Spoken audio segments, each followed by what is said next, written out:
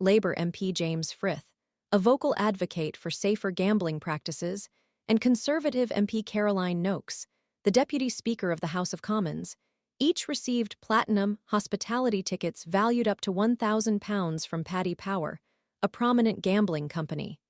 Frith's ticket, with a face value of £1,000, granted him access to the World Darts Championship final on January 3 at Alexandra Palace in North London, NIV.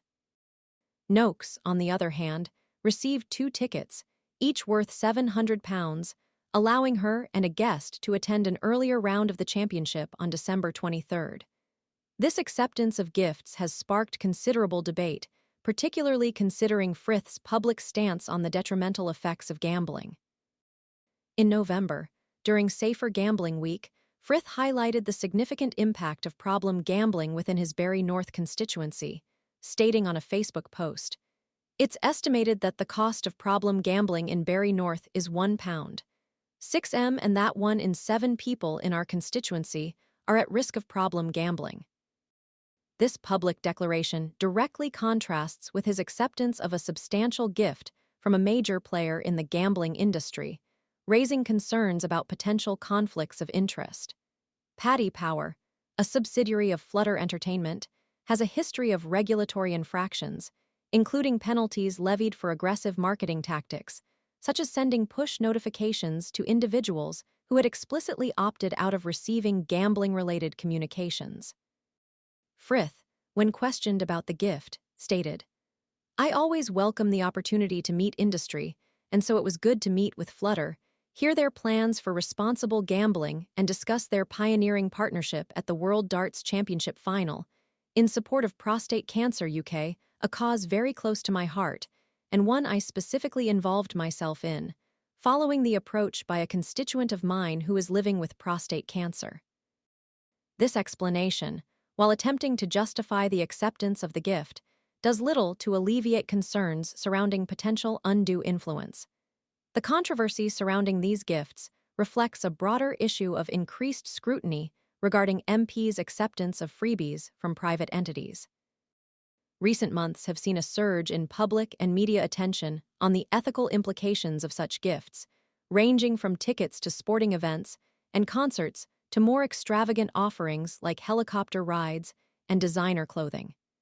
In September, Prime Minister Keir Starmer faced intense criticism for accepting free Taylor Swift concert tickets for himself and his family. This was further compounded by revelations that Swift received enhanced security measures, including a blue light escort typically reserved for high-ranking officials and members of the royal family. Downing Street vehemently denied any conflict of interest. Furthermore, several other Labour MPs also accepted tickets to the same concert.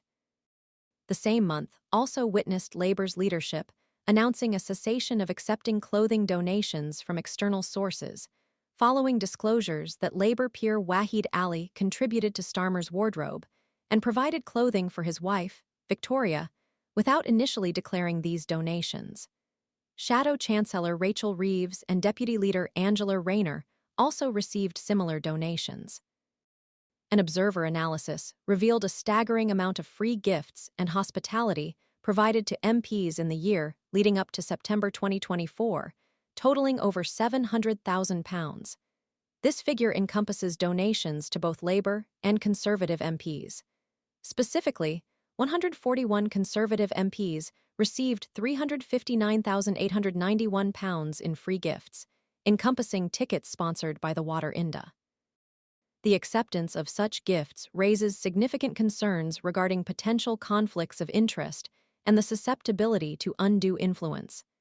The Electoral Reform Society, a prominent campaign group, characterized these gifts as the tip of the iceberg, highlighting the stark contrast with the strict regulations preventing civil servants from accepting similar benefits. The Society posed a crucial question. Just as with cash donations, we must ask, what do these wealthy donors expect in return? Gambling companies and their executives stand out as major contributors to this trend. A Guardian analysis indicated that the gambling sector provided nearly £225,000 in salaries and freebies to 28 MPs over an 18-month period. This data underscores the considerable influence wielded by the gambling industry within the political landscape, further emphasizing the need for enhanced transparency and stricter regulations to mitigate potential conflicts of interest and ensure the integrity of the political process. The cases of Frith and Noakes serve as stark reminders of the ethical complexities inherent in accepting such gifts and the potential for such actions to undermine public trust in elected officials.